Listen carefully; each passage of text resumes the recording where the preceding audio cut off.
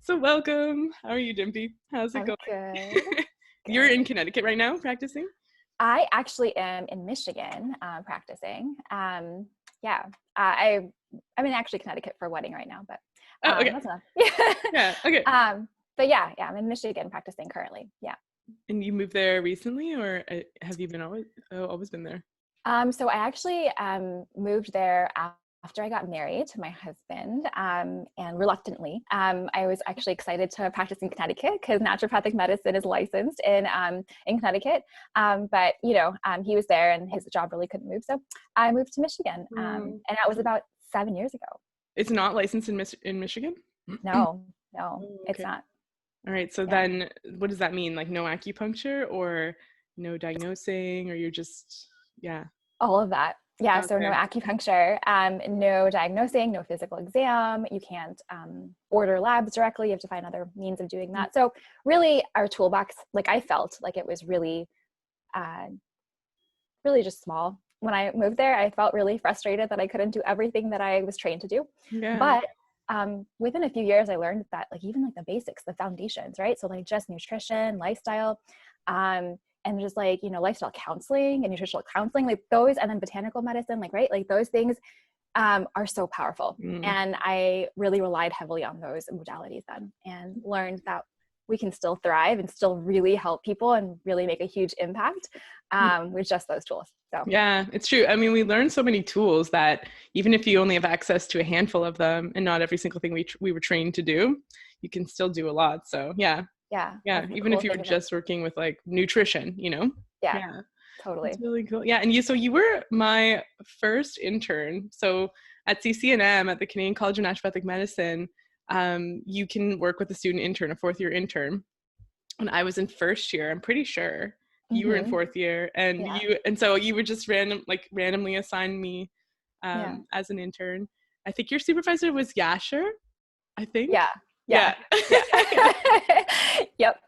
Yeah, and it was such a good experience, and I don't I don't remember much about. I remember, yeah, there was definitely like an adrenal fatigue thing going on, some thyroid stuff, and yeah, it's Totally. so cool to and it was so good. It was so good to have an intern. Like I remember thinking, is this program just an experiment to see if our medicine works? Because it was so stressful. And, Yeah, yeah. And totally. yeah, so yeah, that was so cool. Yeah. Do you remember that time? Like, do you remember me as a patient? I totally do. Like it was actually, I remember actually, that like I remember you as being like my patient, like my student patient, but I remember also it just being so fun to like Yeah. chat with another student, and yeah, like you said, like to see if our medicine actually works, right? And Yeah. it was just, I think it's just fun to have that concept in school, just to have like, to be able to try out the medicine in the clinic, like in that way, by becoming a patient and seeing the whole process from that perspective. I think I did that as well, and it was just eye-opening. Okay, this is how it works, and this is what it feels like to be the patient, and to really get a perspective on that. So Yeah. yeah. No, it was really helpful, like to have that, because in undergrad I didn't take advantage of any kind of services like that, and you struggle through it. And it made the experience a lot more manageable considering how intense that program was. So I know. It's like yeah. practice naturopathic medicine, but just not during school. Exactly. Yeah, exactly. It's like a wizarding school. Yeah. Like, yeah. Don't use magic unless you're at school. Yeah. Yeah.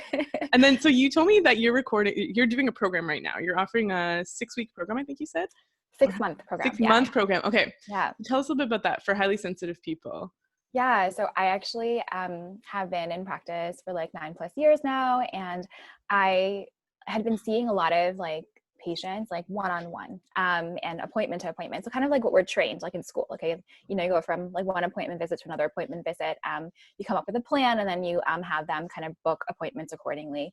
And I really felt like I was like, on my end, I felt like I wasn't doing enough for my patients. Like I felt like there was just something missing. Like, like I really wanted to see people like long-term. I wanted to see like if I recommended something, what happened, and a lot of times, a lot of people would just either like stop complying with recommendations, or they get better and I wouldn't know. And it would just be really hard for me to like follow the number of people that I was seeing. So I really wanted to like create something that, where I could like actually from start to finish follow somebody, see the results, and actually give them the support that they like really deeply desire. You know, a lot of people just really want their hand held, and they want safe space to be able to ask all the questions, to be able to get all of that information in a way that's tailored to them. So I was like, I really need to like get on this and like be able to offer, you know, some sort of program or some sort of package in that sense. And so I really feel like that's where this whole idea of a program came, to like fruition essentially. But in terms of like highly sensitive person, like honestly, like I came across that word like 2 months ago. Really? Okay. Really? Yeah. Like I didn't know that that term existed. But I've always been a highly sensitive or a sensitive person. I identify with highly sensitive person, but I also identify with like an introspective introvert and like, you know, an empath at times in my life, you know? So I identify with all of those words, but I feel like highly sensitive really just expanded my like, I guess my vision of what, like who I am as like my inner soul is. And I realized that a lot of my life circumstances and like a lot of the things that I went through in life, like if I had known that this is how I am, this is how I'm built, then I would have approached those things completely differently. And I really feel like it impacted my mental health a lot, you know, not knowing that this is just a part of me and that I need to embrace it versus like shun it and, you know, hide it, you know?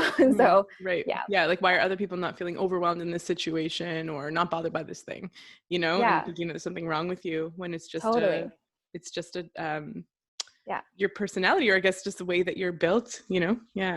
Totally. Can you describe what a highly sensitive person is? I thought you'd ask me this. Imagine I didn't. It's like, okay, thank you. Good talk. See you later, Dimpi.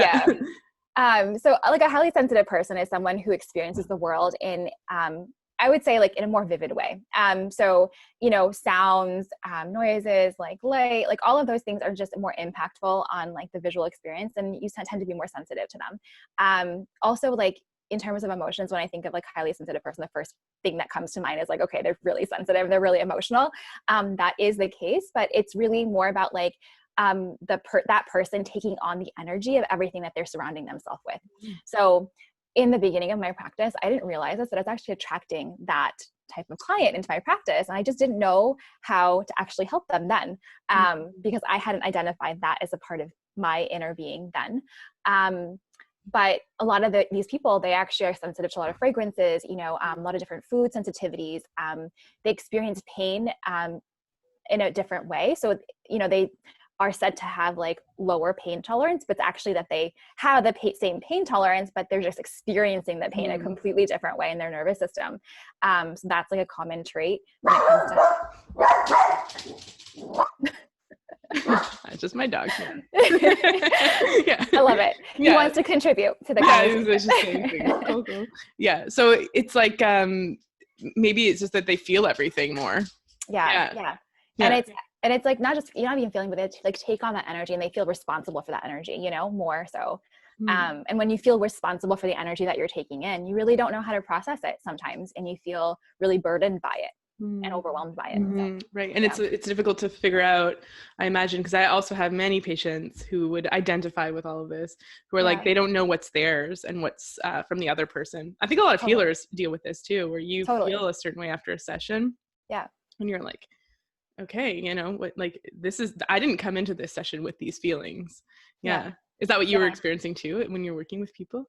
Yeah. So a lot of times I would, I know even just in school, honestly, like when I was doing the adjunctive cancer care, like internship my last year. And I found that a lot of those people were highly sensitive actually. And I took on a lot of their energy, and I would like go home with it. Like I'd go back, you know, like, and I would think about it like in my sleep and the next day, and like, it would just like burden me. And I felt really, really, I didn't know how to process it then. So I felt overwhelmed by that energy, and I wanted to stay away from it then, because I didn't know how to process it. But since then, like I've learned a lot of tools in terms of how to be able to like process that information, process that energy, and, you know, allow for that energy to sit with me in a way that, you know, doesn't impact, you know, how I think or how I feel. And it's separate from me versus, you know, a part of me. Yeah. They call it differentiation is another word for that. Like knowing what's your stuff and that it's not actually, well, we also call it like owning your emotions, you know, where it's like, you know, like I'm feeling angry, but it's also because this thing from my past has been triggered. It's not just about what you're doing. You know? Totally. Yeah, totally. Yeah. Yeah. But that's so, and so when you how did you find out, like 2 months ago, how did you find out about highly sensitive people? Like, how'd you come across it? Yeah. So actually, I'm actually doing this really awesome, like business mentorship.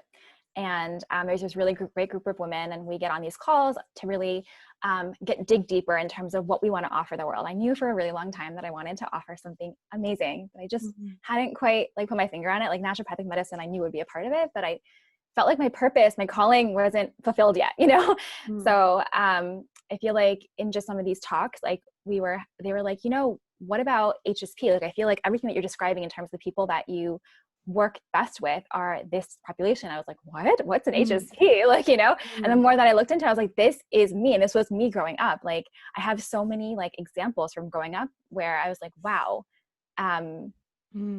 like this was me to a T, you know? And if I had just known that, like, and I'm not all for labels, but I feel like labels sometimes make us feel like we belong somewhere, you know, and that like who we are is okay. Like it makes it okay. So I just, it was really expanding for me to like come across that term and really empowering, I think, too, just to know that that's like the type of person that I used to be or am, but like I've learned these tools over time to be able to adjust to the way in which society is, because it's largely like a society that, you know, extols like extrovert qualities, you know, and it's always felt uncomfortable for me, like to like, you know, like put myself out there or to like be the person that like speaks up. You know, a lot of times when you take on other people's energy, you don't feel the need to like push your own energy, you know, past other people's energies. Right. So yeah. So you sort of let other people dominate the scene or the energy, or you're taking on their stuff because they're kind of overflowing. Yeah. So I think a lot of introverts feel like they need to kind of contract and just sit on the sidelines and observe. And it's interesting. I mean, so before this recording, I think I told you, I did like a little quiz. I found an online quiz for, are you a highly sensitive person? And and it was things like that you're saying, like sensitive to like very sensitive to a lot of sensory input, feel like your emotions, not wanting to be busy, like not wanting a lot of things going on in your day, you know, having very intense emotions, very rich inner world. So the classic sort of introvert, things like that, like startling easily, like feeling just like your nervous system's a little bit tightly wired. To go from 0 to 100 really quickly, and taking on others' energy, feeling the vibes in a room and knowing exactly what needs to happen to change those vibes. Like, oh, that chair just needs to be on the other side of the wall, or that kind of thing. And I think I scored 10, and you needed to score 14 to be considered a highly sensitive person. But a lot of the things I was saying no to or not checking, I would have said yes to a few years ago, but definitely as a kid. So it's interesting. Me too. So I feel like I don't score like higher on that, like I guess scale, like in terms of the test that you took. But same, like when I was younger, I feel like I would have scored much higher for being a highly sensitive person. But I think life just weathers you, like, you know, like you like learn to cope with certain qualities that are innately, inherently in you. And you come out the other end a completely different person. Like, I think that's really interesting that you brought that up, because like I actually did a personality test recently again, like one that I did like 7 years ago or like 8 years ago. And my personality, like quote unquote, has changed, you know, like parts of it, right? Like I used to be like very much like on the introvert like end, you know, but I feel like I've moved more towards like the center, the middle of that spectrum now, you know? So same actually. I think I would definitely have been an introvert as a kid. And now I'm probably ambiverted. I don't know, actually. I love that word, ambiverted. Maybe. Or maybe like a mild, I don't know, it's hard to say, because extroversion is like really someone who thrives with stimulation, you know, and I wouldn't, in some ways maybe. But that's really interesting. What do you think? I mean, so this idea of like we can kind of callous that sensitivity, but it almost doesn't seem like a healthy thing, you know. It seems almost like we're repressing or like toughening up or becoming jaded. But then I also think of when I did a 10-day silent Vipassana so silent meditation retreat, I remember this skill that you develop in meditation of being able to just sit with intense emotions or intense sensation and not necessarily repress it, but just allow it. And then definitely for the weeks after, I remember a really high pain tolerance because pain was just completely rewired in my brain, or my relationship with pain was completely different from that experience. So that felt like a healthy thing. It didn't feel like I was kind of weathering myself against it, if you know what I mean. So Yeah, totally. yeah, Totally. Yeah. yeah. Because tell me about your program. So you were mentioning also sensory rewiring, and there's like Yeah. these deeper processes Yeah. that happen. Yeah. Yeah, so I like combine functional health with subconscious rewiring. I've always been interested, like yourself, in like mental emotional health, and I wanted to combine something with women's health with mental emotional health in a way that was very authentic to me. And the subconscious rewiring is really the piece where we dig deeper in terms of all these automatic thoughts that come up that we're not aware of a lot of times, you know, that's not in our conscious, like, forebrain, right? Like, we walk through life and we're like, okay, I don't know if this is like something triggers you and you're not sure like why it triggers you, you know, and going deeper and finding out, okay, well, maybe it was something from my childhood, maybe something from like, you know, a couple of years ago that's like resurfacing for me that I wasn't aware that was still there or that bothered me then, you know, but really digging deeper. You know, and using tools like auto-suggestion or using tools like guided imagery or guided meditations or CBT or like, you know, dialectal therapy, like using different like kind of tools to really understand what those subconscious thoughts are. And then like more importantly, like when they come to the surface, being able to like actually do an action item with it. A lot of times, you know, like, I mean, I think talk therapy like has its place and stuff, and I'm not a therapist by any means, but I feel like one of the things that's really beneficial is being able to have tools like, you know, in your pocket where you can actually actively change your thought process. I'm really interested in like neuroplasticity and like, you know, that whole field. So yeah. This is really interesting. Yeah. So let's start with identifying the automatic thoughts, because I know with CBT, one of the so cognitive behavior therapy, it's about identifying, so usually picking a specific situation. Yeah. Like, you know, I'm really stressed about, like I have many teachers in my practice, and one of the examples was I'm really stressed about going back to school. There's so much uncertainty. And then so we kind of pick up the thoughts and emotions and that are coming up in regards to that situation, and then trying to identify them, like listing all the automatic thoughts. But then underneath that is this automatic belief or this core belief. Yeah. And so I think what we were trained to do in school was to keep asking, if that were true, what does that mean? If that were true. Yeah. But sometimes it's difficult, right? Because it's the conscious brain trying to understand what the deeper trigger is. What are some of the methods you use? So I really love morning pages. Have you? Yeah, with Yeah. what's her name? Julia Cameron? Yes. The Artist's Way. Yeah. Yeah, The Artist's Way. Yeah. Yeah. I love that method because a lot of times when we wake up in the morning, especially, we are so fresh. Our brains are like working optimally then, right? Because we just had like, you know, a whole night's of rest if you're sleeping well, because that's important. Yeah, waking up and just streaming your consciousness. Literally, it might be like, I don't want to do this. I think this is stupid. Like, you know, and those thoughts might come up, like, you know, like, but when you write, it's a way of really streaming our subconscious, because a lot of times what we think when we physically write it, a lot of things come out that you're like, whoa, I didn't even know that existed in me, you know, existed within me. So I feel like that's a really powerful tool, is like just streamlining our consciousness in the morning. And a lot of times it may not be a whole lot of anything. It might just be like, you know, a blank page, or like might be a bunch of dots, and like might just be like a bunch of sighs or whatever. Like, you know, that's where it starts. But as your brain gets used to doing this exercise, you learn that a lot of stuff actually comes up that you're actually holding, you know, through the night into the morning, right? In terms of maybe it might be a to-do list, it might be things that you're like feelings or emotions that are coming up for you repetitively every day. Maybe it might be anxiety for the day that like you start writing about, you know? So like all of these things kind of just surface, I feel like through writing a lot of times. So I encourage that. I also love like journaling. It's a great way to like, again, like the same way, like idea of like, you know, using writing to really streamline our subconscious as a way of identifying some of those thoughts.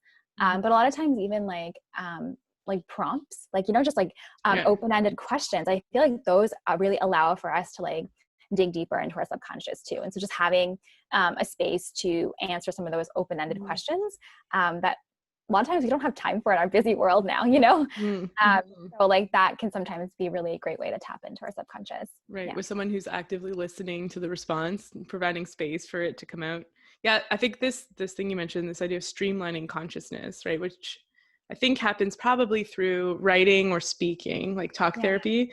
This idea, because, often, I don't know if this happens to you, but I remember when I first was like, oh my gosh, journaling is amazing, was when you sit with like a jumble of thoughts and then you start to write and you're like, oh, it's really just this basic kind of sentence that's in my head, but my brain is coming at it from all these different angles and creating all these thoughts around it.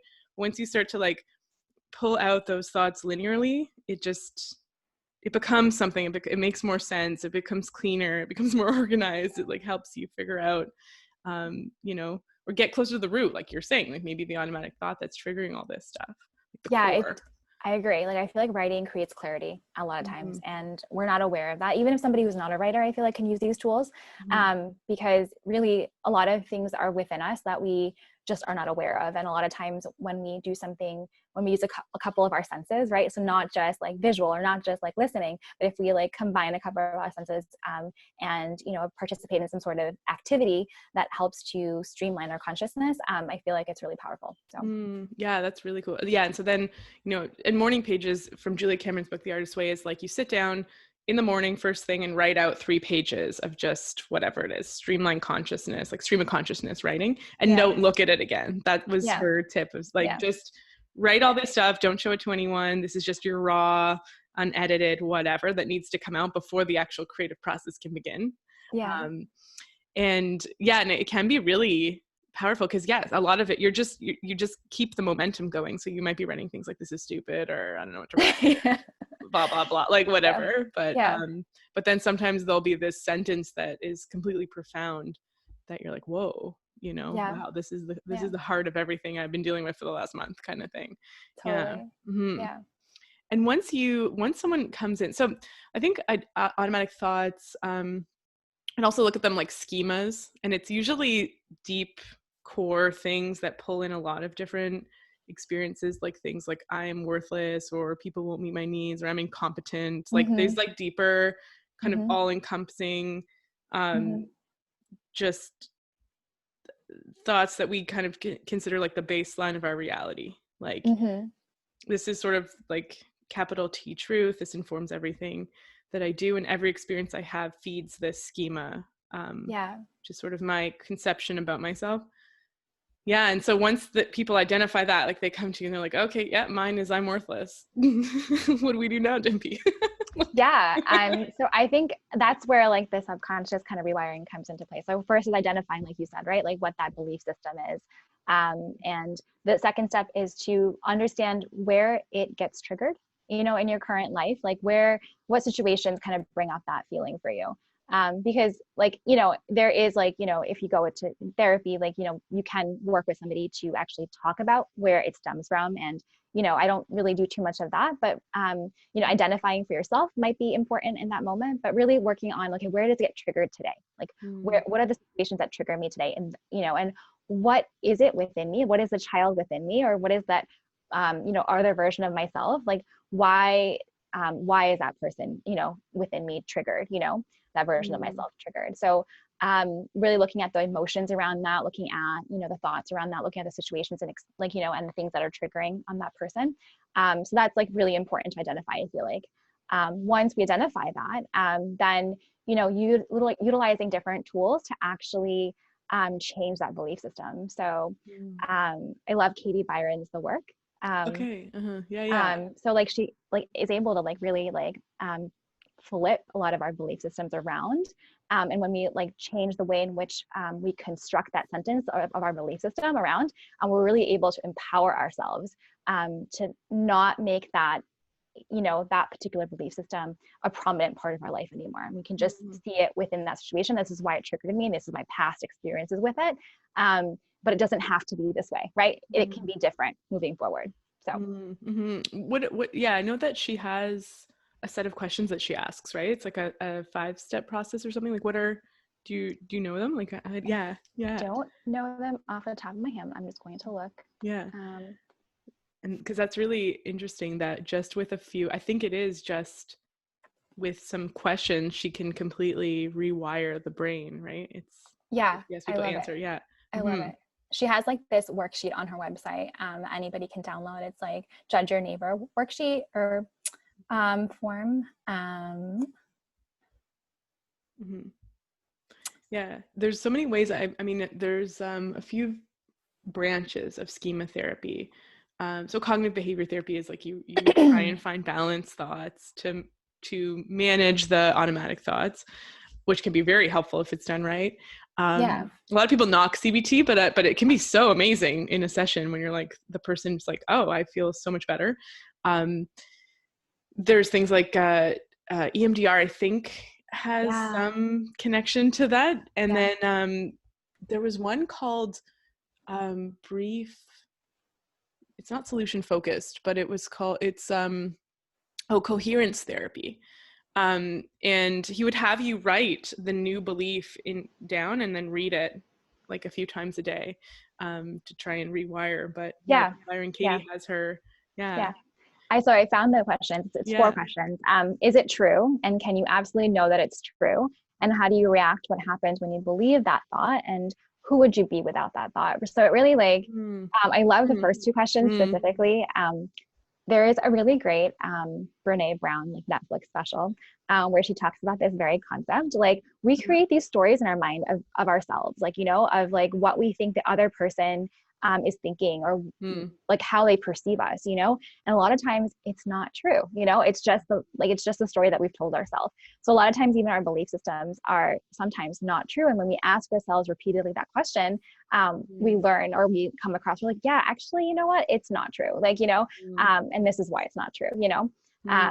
And then more importantly, like, why do I react or how do I react? And like, what happens when I believe this thought, right? So I think that's also like important questions to ask. So I really feel like it helps you delve deeper and helps you like gently tell yourself, hey, like this isn't what I actually believe. Yeah. Right. And then when you combine that with vulnerability and testing out the reality of that by having, usually it's a hard conversation, you know, or totally. And then maybe getting it. Yeah. That's really, that question of like, who would you be without this thought, I think can be where the work is. Like that is a really scary question. Like it seems like, oh, you know, if I didn't have this I'm worthless belief, life would be amazing. But in reality, when you strip away a core of your identity, no matter how awful it is, it can leave you feeling completely, it leaves a vacuum in its place, you know? One of my patients described it as like, she's like, I'm in the process of turning over rocks and all these bugs are coming out and the rocks are going to go back in the place that they should be, in a better place. But right now I'm totally raw and exposed and more triggered and more sensitive in this process. Oh, I love that. Analogy, because I feel like, when you do a lot of self-work, and I've been through this in my life many times, you do feel more exposed, more vulnerable, and you are more sensitive because you are so attuned to everything that's going on within your mind and body. And that's a normal part of the process. A lot of people feel like, oh my gosh, I must be doing something wrong. Like, you know, because now I feel worse than I was before, like in terms of sensitivity, right? But when you tune into your body, you're actually more aware of what's affecting you. And so that's like a part of the process. I think the most important thing there is to make sure that doesn't become, you know, negative, right? Like, or become like obsessive, which has happened to me in the past, you know, where some of these like positive thoughts like turn into like negative ones, like by just like over ruminating, overthinking, you know? Right. You're right. Or just sometimes we're left without a story and it's like maybe coming up with a new core identity, you know, which is usually more balanced. Like, I'm not the world's most amazing person, but I'm also not worthless. I am whatever the balanced kind of belief system is now. Like, I'm a person who tries and who is worthy of love and whatever, and is still striving to be better, whatever it is, right? Like, but I think in that which narrative therapy is something I have training in, and that it's not negating the core belief or we call it the dominant story, which is usually a problem story about someone's identity, but it's pulling out, it's this idea that many identities exist within a person and many stories exist, and trying to pull out the subordinate stories that aren't being told, right? Because maybe society doesn't tell them about some aspect of our identity or our group, or maybe we've had trauma that have created this story, you know. And so it's like, well, there's this story, yes, of you being, you know, an alcoholic maybe, but there's also this story of you being a really loving parent or pet owner, or a really good artist. And so that's like pulling out these other identities to strengthen them. So yeah, it's a similar. I love that. I love that, because I feel like that really builds like resilience and grit. Like, you know, when you pull those stories out and you focus on them, and they allow you to be like your authentic self versus, you know, the version that you've just told yourself that, like, you know, you're not happy with, right? So right.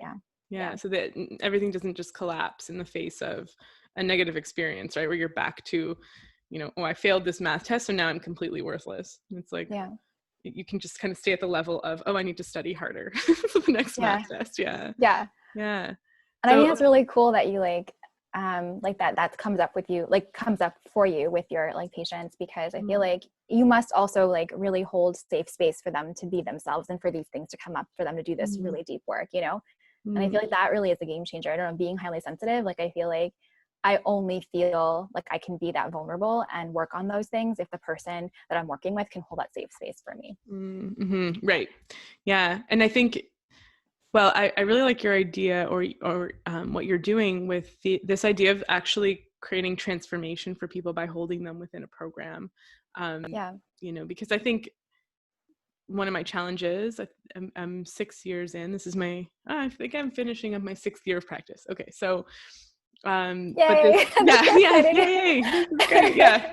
With a pandemic thrown in the mix to spice things up a bit. Yeah. So the growth trajectory has completely changed, but it's all good.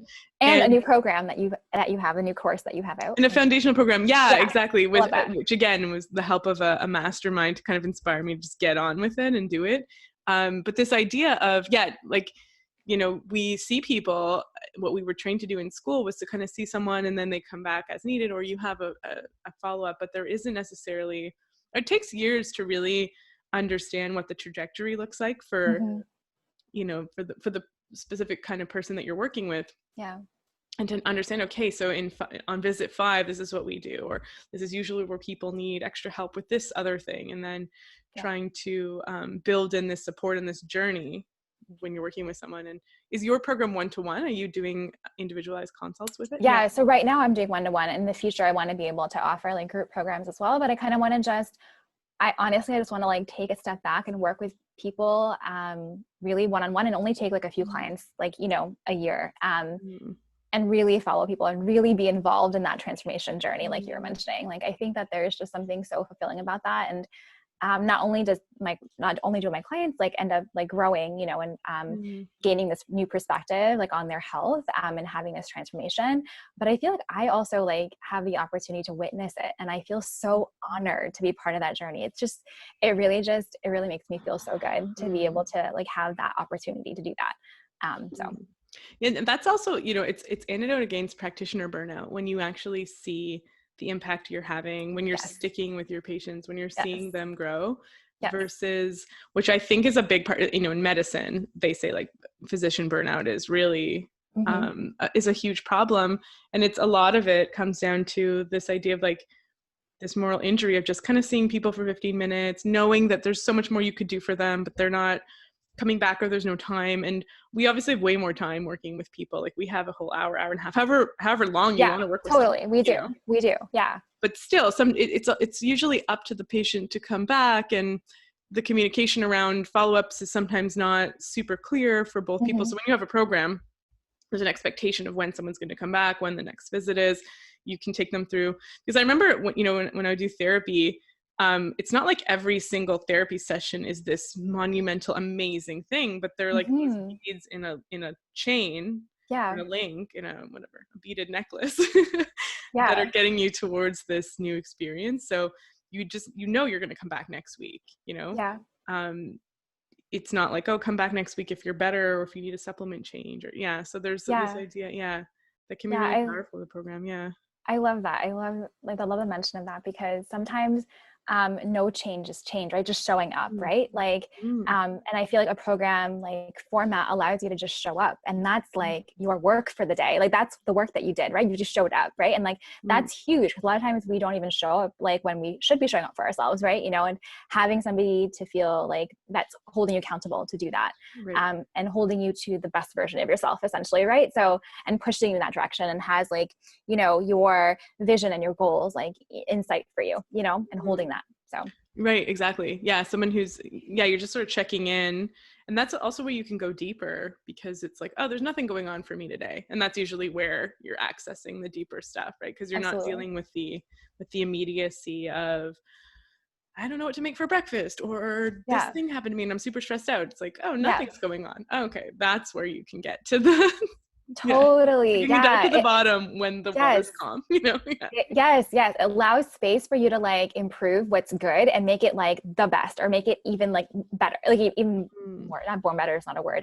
But make it even better. But so I feel like that a lot of that work doesn't happen when we work appointment to appointment, you know, because we're really just focused on, you know, solving problems, putting out fires, or coming up with solutions to things that we're already working on, you know, versus just working with what's good and making that excellent, making that like, you know, really great, you know, so optimizing, right, our health versus just like, you know, putting out those fires. And I feel like I love working with patients in that setting. Like, let's like take your level to a completely different, you know, state.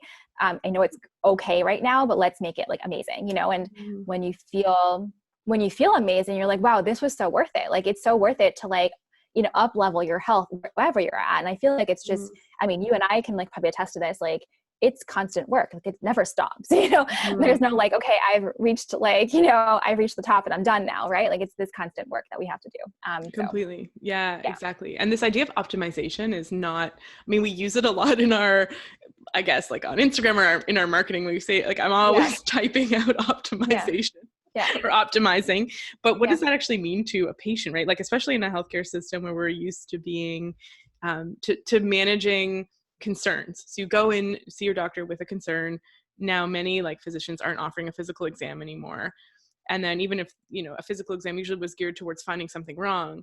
So what happens when you're just trying to live to be as healthy as you can be? It's like, it's not really something that everyone takes for granted. Like we, as naturopaths are sort of like, of course, optimization, health, we want to be the best. But it, exactly. It's not always something that people understand they can have maybe, or know is available to them. Exactly. And I feel like that's those two points are like huge. Like they don't know that it's available to them to have, right? And they don't know how to get it, right? They don't know that it's like, it's possible to feel better than they already feel, right? So I know a lot of entrepreneurs and like, you know, people who have to like really are highly functioning, like they like understand the meaning of that, because even like a slight change in their energy or productivity like directly impacts their business or their life, right? And so they're able to understand the value intrinsically, you know, understand the value of that.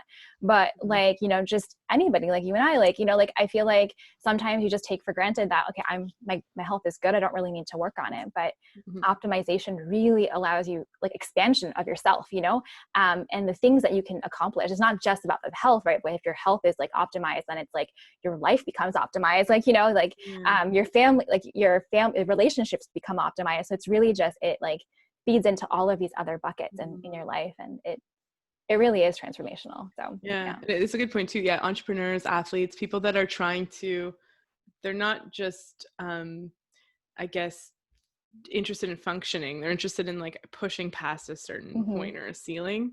And if I have like 1% more energy today, I'm going to get this much more return on my athletic performance or my whatever, my outcome for my business. So that's, those populations are like, yes, I want to be optimized, but what happens if, you know, even if you have a salaried position, if you're optimizing your health and treating yourself as if you were an entrepreneur or athlete, you know? Totally. Yeah. And that's the idea, right? Like being able to like empower somebody with that knowledge that you can also feel that way, you know, and it can be transformational for you. Cause like a lot of us, you know, not only like, you know, have a professional job, but we have families that we go back to. Right. And, I know for me, like this was something that was really big. Like when I'm not taking care of myself and I'm not working on my health to optimize it, I know I'm not a good wife. I'm not a good mother. Like my relationships are not as good as they could be, you know, like, but when I'm working on these things, I'm able to show up better in my life. And yeah, so I feel like it really hugely impacts my life, you know, so. And yeah, a lot of people, like a lot of my patients deal with that, where they feel like work kind of just takes everything, work and the basic stuff. And I've definitely gone through these periods in my life, and I'm sure you have too, where you're sort of like, I am just getting by. I'm not building, I'm not growing. I'm just kind of taking care of the tasks, you know? Totally. And yeah, so it looks like waking up, getting ready for work, spending all of your energy on work, and then coming home and just covering your basic chores or whatever you need to get done. Yeah. Doing the basic level of things to keep your relationship and family alive. Yeah. Which is not, you're still breathing. Yeah. Yeah. And then, but you feel like, but a lot of people will report, like, there's so much more I feel like I could be doing. Even just going and exercising. So stuff to take care of myself. I just don't have the energy or the motivation to do that. And this idea of like, well, let's create more, you know, maybe we are just trying to do too much, but this idea of like, well, let's, you know, get you feeling better so that you can go to knitting class or yoga or whatever it is, you know? Yeah. I love how you brought up, like, we're doing too much, you know, like, I feel like for like a highly sensitive person, like a lot of times doing too much can be like you're just trying to, you know,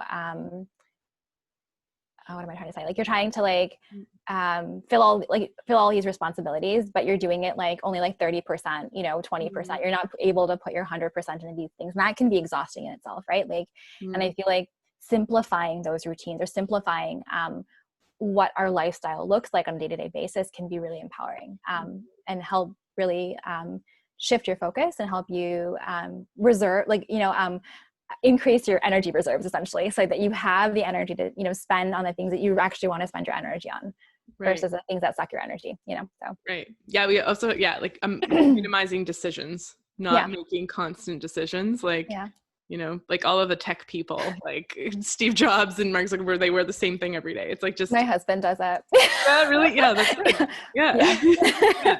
Black shirt, black pants, and that's what he's like. Yeah, he's like, I'm everything. I'm good with that. Yeah, exactly. But that's a core decision that, like, even if it takes, I don't know, 100 calories of mental energy to figure out what to wear. So it's like 100 that you don't have to spend on something else.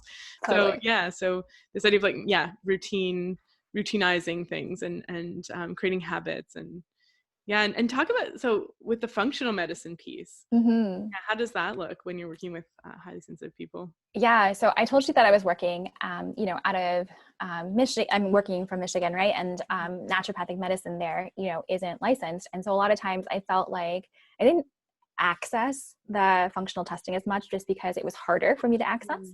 But I really feel like recently in my practice, I've just like seen such an improvement in like how I'm able to approach everyone's healthcare if I'm able to do a bunch of testing up front. I used to like shy away from, you know, having somebody do the functional testing because of the cost. I was like, you know, it's really expensive and I'm not sure how much information we're going to be able to gain if we do all of this, you know, and a lot of times, you know, my clients or patients, whatever, they were hesitant, you know, to invest in that. But it's also because I didn't see the value in that, you know, and now I really see the value in doing like a lot of different functional testing. So not just like one area, like, cause we know that like everything's connected. I love to take like an Eastern perspective, like on, you know, just looking at the body, right? Everything, all of our organ systems are connected, right? And so if one thing is out of balance, likely there's something else also out of balance. And so really looking at functional testing, like doing like a GI map or like, you know, doing some like a Dutch test, you know, like for hormone health, you know, combining that with like, you know, a food sensitivity test and like a genomics test, like, you know, just doing like all the different systems all together, you know. I feel like that's really the game changer, really, like being able to look at the whole body from a functional perspective. And then also like this other perspective of like, in terms of how all those, you know, systems connect. And then coming up with like a personalized plan based on that. Cause then it's like, we're really focusing on the bio-individuality versus like, right. you know, just like a like general thing. Yeah. That's the beauty when you have one-to-one, is to be able to pull in all of this data and come up with a really tight plan that pulls it all together for the person. And actually, before we were recording, I was thinking about genomics and how that would relate to a highly sensitive person, because so many of the symptoms look like, and this is from Ben Lynch's work, but it looks a lot like MAO-A. So monoamine oxidase A enzyme, like a slow MAO-A enzymes, because the symptoms are things like, startle reflex, irritability, anxiety, agitation, difficulty sleeping, just being more sensitive to your environment because you can't clear out a lot of the neurotransmitters. Also like histamine intolerance, Yes, totally. Like this idea of like, just everything is kind of dialed up and there's just a sensitivity, like this, your skin feels uncomfortable sometimes, and just being really like aware of your environment and your surroundings. And so I don't know, are you seeing kind of patterns show up on the physical level? Yeah. So like the histamine intolerance, something that I've seen as a pattern, for sure.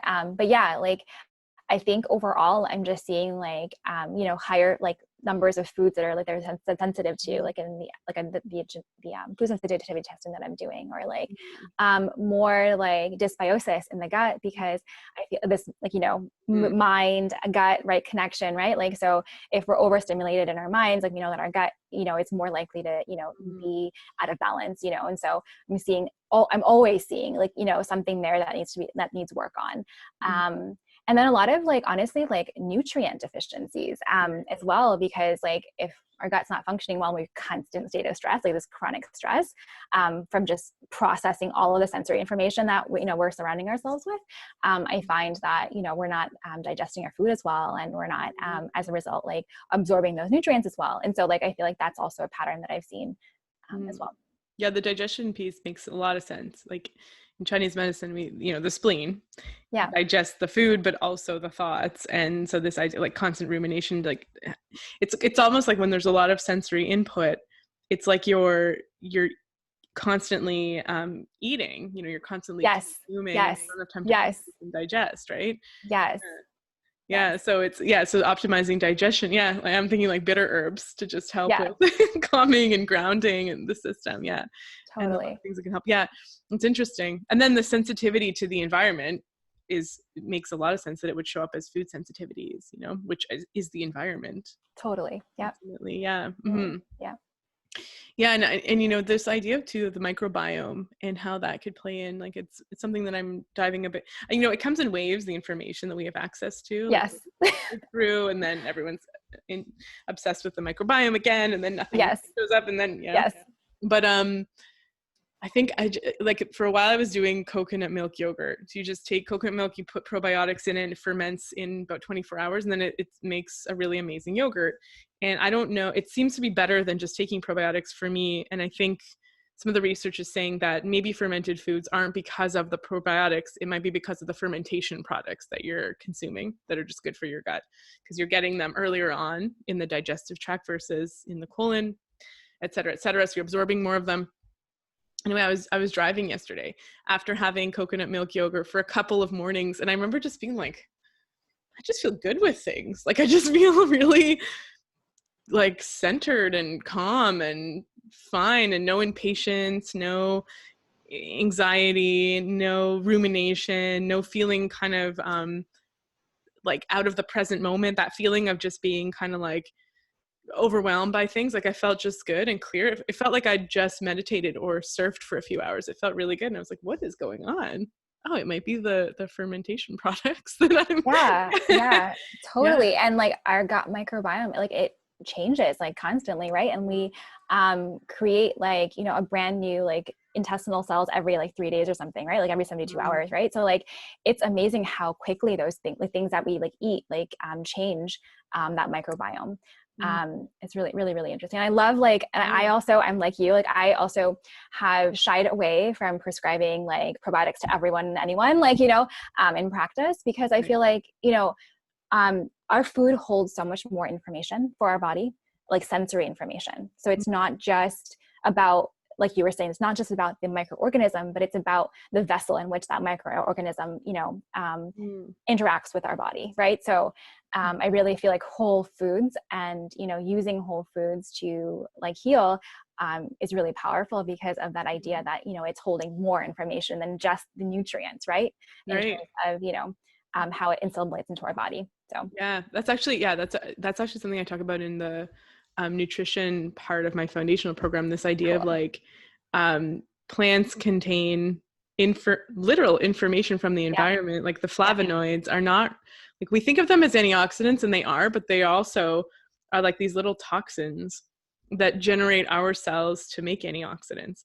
And they believe that that comes from the plant responding to stressful conditions. So resveratrol in grapes, in red wine, is created because of arid and dry conditions, like hot, dry conditions that the plant is exposed to.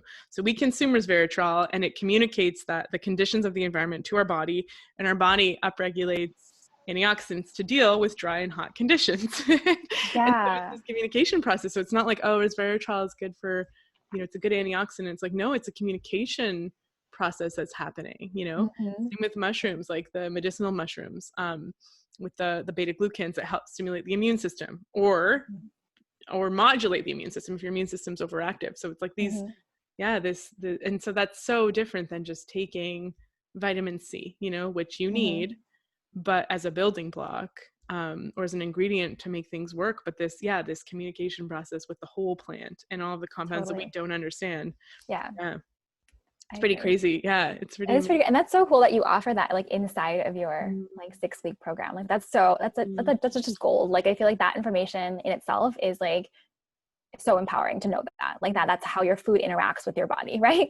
Right. Yeah. Like it's really, really interesting. Yeah. Yeah. It's not just like, oh, like like what they call it, like that diet that's like tracking your macros, where it's like, oh, I need more carbs, so I'm putting Oreo cookie in a blender with like milk to get the right ratio of macros. And you're like, no, that's not like it's not like that. It doesn't work like that. No animal walks around trying to like organize its macros. It's just it's just responding. And actually this idea of the highly sensitive person who responds to the environment, I can imagine it would be so much more powerful too. So if you're like, you want to set your room up a certain way so that the energy of your room, so that you can get the benefit of that because you're so sensitive to it, it would also apply to your diet as well, right? Like, because it's, again, how we interact with our environment when we're eating. Food is coming from the environment. So being able to curate that experience, would probably have huge impacts in a very short amount of time. To a totally. And I feel like the environment piece is probably a whole other topic that you could probably talk hours about, but like just to talk about that, I feel like our environment is so rapidly changing in terms of where our plants are growing, like where our food is grown, right? And like and it does really, like I feel like we do have a lot of toxicity in our environment, and we all have to process that on a day-to-day basis just because of the way in which things are grown now, and even if like, the farmer or like whoever is taking care of those plants, like, is trying to adhere to a more kind of like biodynamic, process, I feel like even then, like even though those foods are not like 100% like whole, like, they're like affected by the environment, like, beyond that farm, like, so I feel like it takes on so many energies, kind of like in homeopathy, right? Like, so I feel like, we live in a world right now where we need to constantly be thinking about like detox and thinking about like our environment and how it's affecting us, because it is more fast paced and there are more like toxins in our environment. And there are more things that our body needs to process than before, so. Right. And how do those toxins affect the plant itself, and how the plant responds to the environment that then is communicating to us all the things that are going on. And then you're like, we're all connected and we're all part of this thing. Yes, we're all connected. It's not just like just buying chicken from a grocery store and it's just the chicken just showed up. It's like there's a whole story behind that meat that you're consuming, or that broccoli that you're consuming, or whatever. Almonds. We're all connected. Mic drop. Okay, we're done. Yes. But I wanted to just talk about boundaries, actually, because that's something that I think probably comes up a lot in the work that you're doing with this population. And even, just even this idea of the gut lining, you know, and being porous and leaky, and the blood-brain barrier being leaky, you know, letting things in. So maybe you could touch on that, because that seems like it'd be a huge piece. Yeah, it is.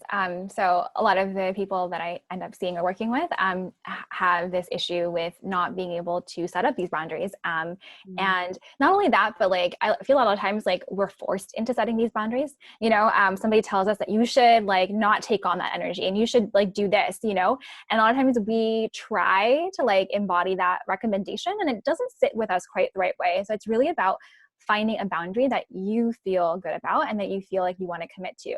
Because even like for the highly sensitive person, when you take on somebody else's recommendation, that it's really not personalized to you, right? And it may not work for you. Right. And then still you feel like not a boundary to just be like, okay, I'll take on this boundary. Yeah.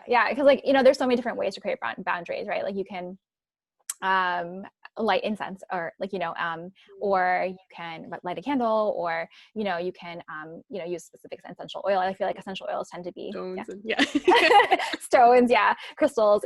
So many different ways to clear energy and to like create that boundary, you know, before and after an interaction that might have been, you know, kind of more stimulating for you.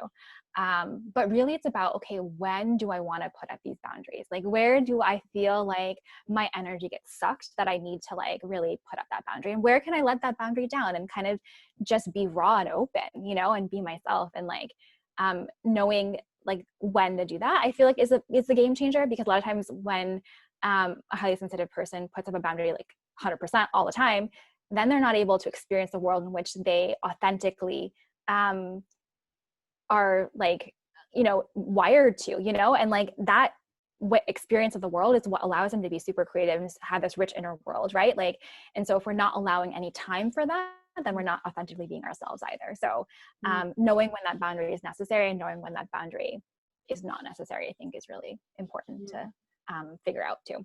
That's a really good point, actually, right? Because you don't just want to wall yourself off and not be, you know, not interact with anyone's energy, but it's this, it's like understanding like, when do I open the gates, and when do I close them, and when do I sort of sample from the environment to see, to get inspiration, to get energy, and when am I like, I need to close this off. And it also takes a lot of energy to create boundaries. I don't think that gets acknowledged that often in a lot of this talk, where it's like, just set up a boundary, just say no. And it's like, it's like, you know, it's like building floodgates. Like that takes a lot of work and investment. And, and so, like it contains tons of triggers, right? Otherwise if it was easy to have boundary, it would just be there already, you know? Totally. So this idea of like, how do you help with that process? Like of helping someone figure out how they, you know, whether they want to create a boundary or, you know, is that just a product of doing the deeper work of, you know, that's a really good question. I feel like it's a combination. I feel like first and foremost, like you have to model it. So I have to, create the safe space for them to be raw and authentically them, right? In order for me to really see who they are. And I feel like that's where most of the kind of intuitive work kind of comes in, right? Like if you can see that somebody else is able to create the space for you where you can be like authentically yourself, you're like, why can't I have this in this situation? And then that situation might come up. Okay, well, and then we're able to discuss, okay, well, in this situation, this person, you feel that this person is more of a threat to you. And so that's why this wall comes up, and you feel like you're not yourself, and it's not a wall that you want to have, but you want to have like a little bit of a boundary, but not like the wall that you're creating right now, where you're just like, I don't want to deal with it, and I want to just like hide it, or I want to like, not address it. But in a way that you can address it where you can still be yourself, and that person can be communicated to that person that like, okay, this doesn't work for me, and this is how I'd like to be treated. I think like the most common like thing that comes up is like, when we like deal with when we like interact with like a family member, a lot of times, those like boundaries get muddled. And so those tend to be like the hardest relationships to kind of work towards, because like they've known you forever and they know kind of how you operate and they know all your pain points and more likely to like push those buttons. I feel like those are situations where we can practice these things the most, even though that's the hardest, practice ground.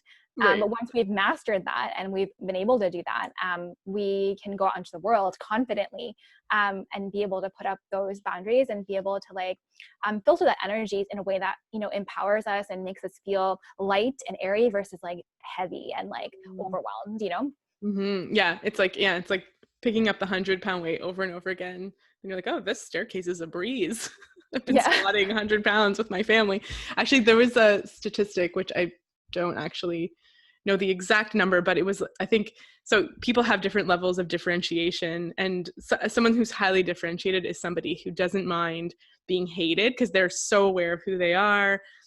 They know their emotions are a product of their own, they're not taking on tons of energy. Like there is this real, like they have very good boundaries, let's say.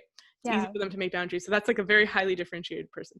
So the most differentiated person loses all their differentiation within 20 minutes of spending time with their family.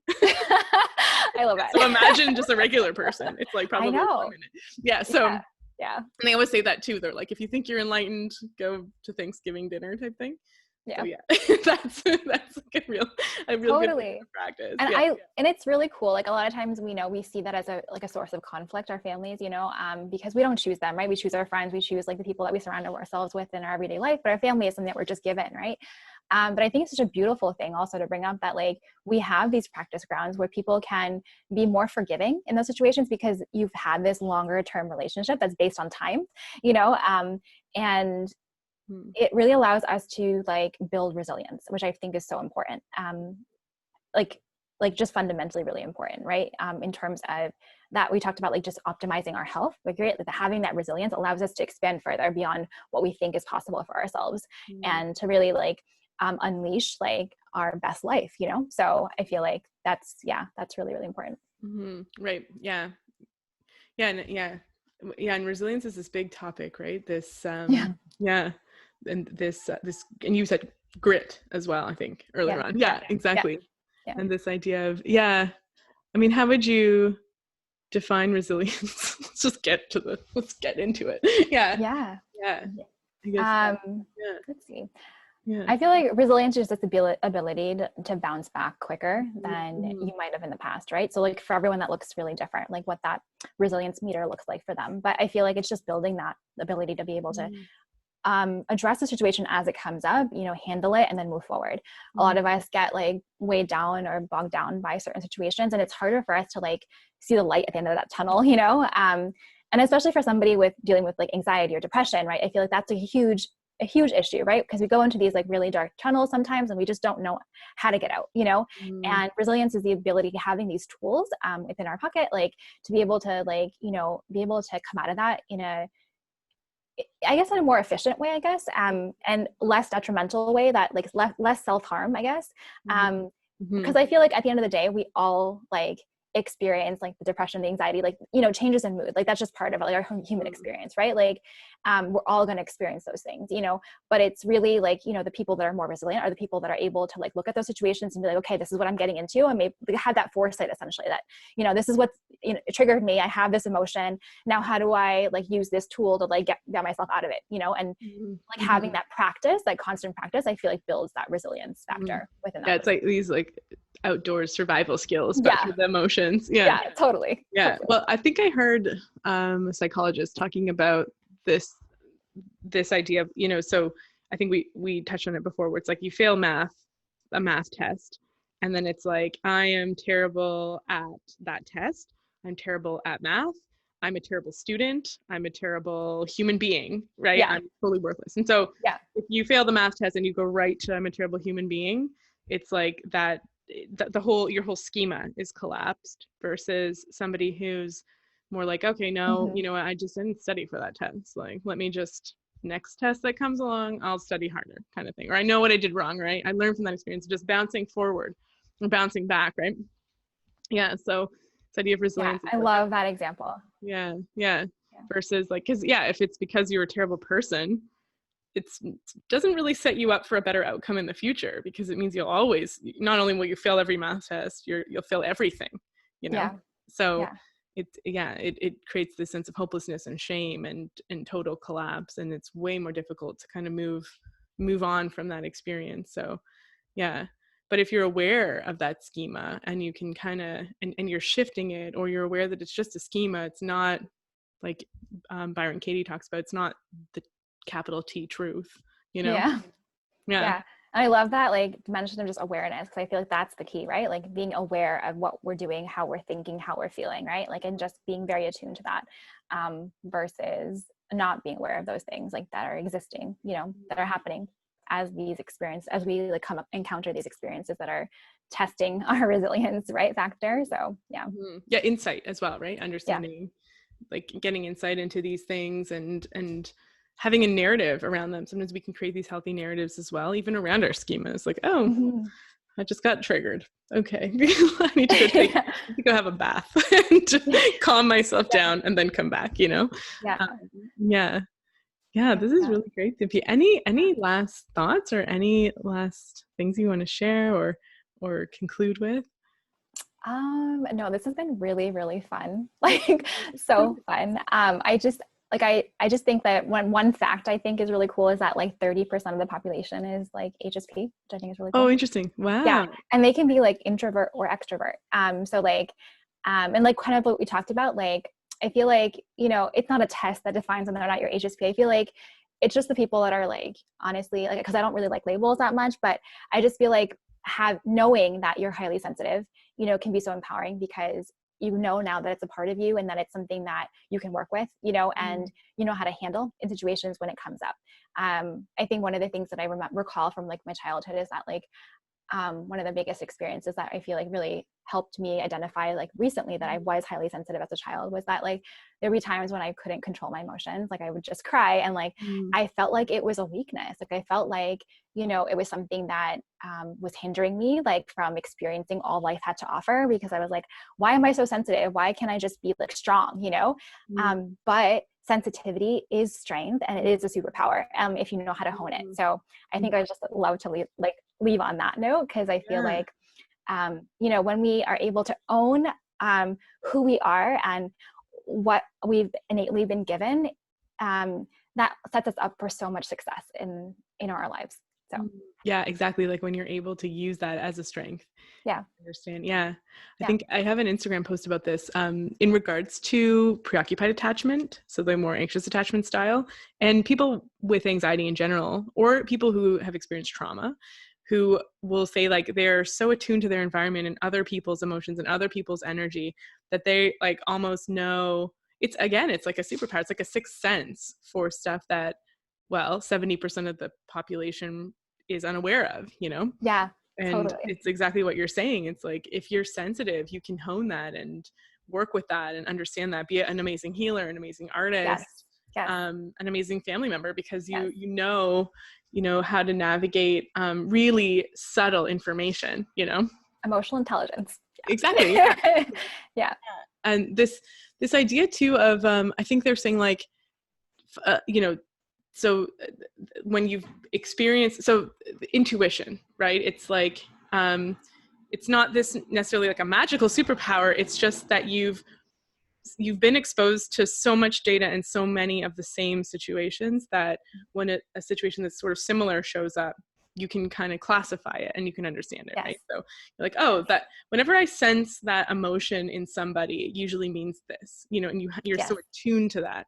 And that's, one of my interviewees, Asante, was talking about this, where he's like, when you're on the basketball court and you're like this high level basketball player, you are responding to such tight nuance because so much of it is routine and you're used to so much of the variables thrown at you at the basketball court. And it's like that with a highly sensitive person too. It's like you're so attuned to the subtleties and the nuance, and you're like able to respond in this really deep way, right? That a lot of that information is passing people by. Yeah. So it's like a sixth sense for things, of like impressions that you get. And cool. Yeah. Cool. Thank you so much, Dimpi. This was awesome. It was great to catch up. This was so much fun. Thank you, Talia. So how can people find you? So I have an Instagram account. It's Dr. Dimpi, like doctor spelled out, Dimpi. I also have a Facebook page. Same thing. It's like Dr. Dimpi. Yeah, so that's the best way to connect with me. Awesome. Yeah, we'll put all those links in the show notes so people can find you. And Awesome. yeah, and then they can stay up to date to when, so if they live in Michigan, they can work with you one-on-one if they're local, but they can also maybe work with you online once that starts getting rolled out. Yeah, right? Yeah, so actually, I already actually have started my program, and I have a couple of beta clients that are running through it currently, and a couple of people for January. So yeah, right now I'm like waitlisting for next year. So if like, yeah, so it's really exciting. Yeah, just Awesome. really Okay, exciting. so yeah, so we'll get people to follow you and get in on that. Yeah, Amazing. totally. Yeah. Yeah, thank you so much. This is great. Thank you, Talia. I'm so excited.